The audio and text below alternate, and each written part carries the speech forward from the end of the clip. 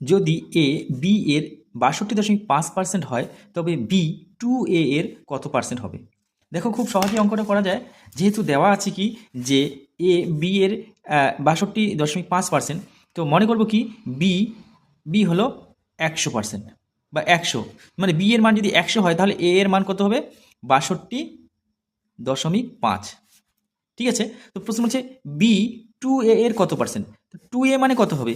৬২.৫ গুণ 2, অর্থাৎ ১২৫.০০ দাম নেই ১২৫।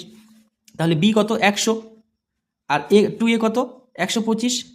পার্সেন্টেজ বের করব, মানে ১০০ দিয়ে গুণ করব।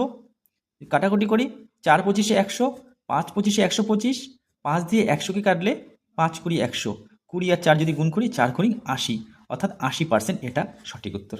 তাহলে উত্তর হবে সি।